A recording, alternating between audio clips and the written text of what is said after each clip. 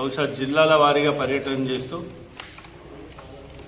TRS నాయకుల మీద విమర్శలు చేయడానికి ఆమె పర్యటన కొనసాగుతుంది. ఈరోజు మెదక్ జిల్లాలో ఆమె మాట్లాడిన అంశాలు గతంలో నిన్న మొన్న రెండు మూడు రోజుల క్రితం మాట్లాడిన అంశాలన్నీ చూస్తే జాగృతి పార్టీ కాంగ్రెస్ పార్టీ అంతర్భాగంగా పనిచేస్తుందనడానికి ఇవన్నీ కూడా నిదర్శనం. మెదక్లో హరీష్ రావు గారి మీద కేవలం హరీష్ రావు గారిని బద్నాం చేయడానికి మాత్రమే జాగృతి జిల్లాల వారి ప్రోగ్రాం పెట్టుకున్నట్టు కనిపిస్తుంది. దాంట్లో భాగంగానే ఇక్కడ వచ్చి మాట్లాడడం జరిగింది. హరీష్ రావు గారు 2001 నుంచి 2025 వరకు తెరిసిన పుస్తకంలా నిరంతరం ప్రజల మధ్య ఉన్నటువంటి నాయకుడు.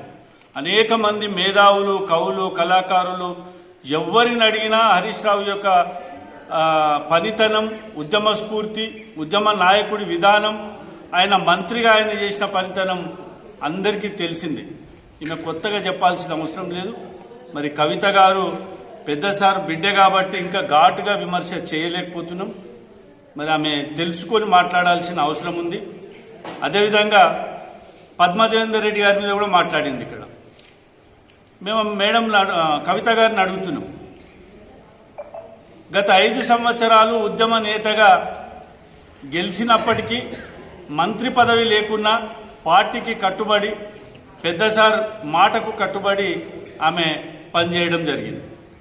మీలాగా పదవి లేకుంటేనో పదవి రాకుంటేనో ఏదో దాంట్లో పార్టీని బద్నాం చేసో బయటకు వచ్చి ఇట్లా విమర్శలు చేసుకుంటూ పోయే సిస్టంలో ఆమె పోలేదు. పార్టీ విధానానికి సిద్ధాంతానికి కట్టుబడే పనిచేసిందన్న సంగతి గుర్తుంచుకోవాలి. సంఘముగా ప్రతిపక్ష పాత్ర పోషించాలనుకునే మీరు ఎక్కడన్నా కాంగ్రెస్ పార్టీని విమర్శించారు.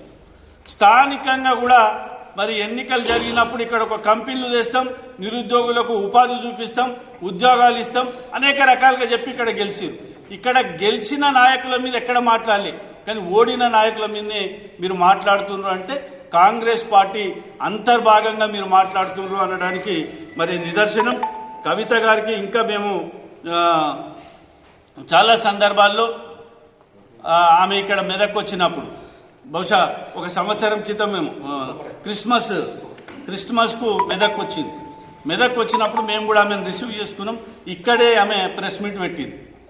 మెదక్ బ్రహ్మాండంగా అభివృద్ధి జరిగింది. నేను గతంలో ఎప్పుడో చూసిన మెదక్ను అట్లా లేదు. మెదకు భారీగా అభివృద్ధి 10 సంవత్సరాల టీఆర్ఎస్ పాలనలో మరి రోడ్లు కావచ్చు, కెనాల్లు కావచ్చు, చెక్ డ్యాములు కావచ్చు, అదేవిధంగా కలెక్టరేట్ కావచ్చు, ఎస్పీ ఆఫీస్ కావచ్చు, అదేవిధంగా లైబ్రరీ కావచ్చు, అనేక విధాలుగా మాట్లాడింది.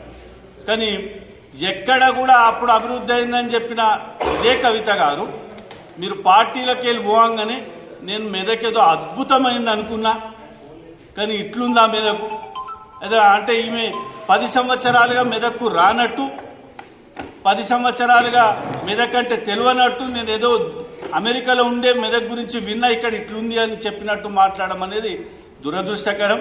ఒక పార్టీ మా అధినేత కూతురుగా ఆమె పార్టీని వీడిపోయినందుకు మరి మేమందరం గతంలో చింతించినాం. కానీ ఈరోజు పార్టీని విమర్శించడం, కేటీఆర్ గారిని విమర్శించడం, హరీష్ రావు గారిని విమర్శించడం అనేది అది పార్టీకి తీరని నష్టం కలిగించే విధంగా మీరు మాట్లాడుతున్నారు. పార్టీ గురించి మాట్లాడే నైతిక హక్కు మీకు లేదు అని చెప్పి మెదక్ జిల్లా పార్టీ నుంచి మేము హెచ్చరిస్తూ, హరీష్ రావు గారి మీద మీరు మాట్లాడే మాటలు తక్షణమే విరమించుకోవాలి. విరమించుకోకుంటే మరి కార్యకర్తల నుంచి తీవ్రమైనటువంటి ప్రతిఘటన ఎదుర్కోవాల్సి వస్తుందని చెప్పి హెచ్చరిస్తుంది.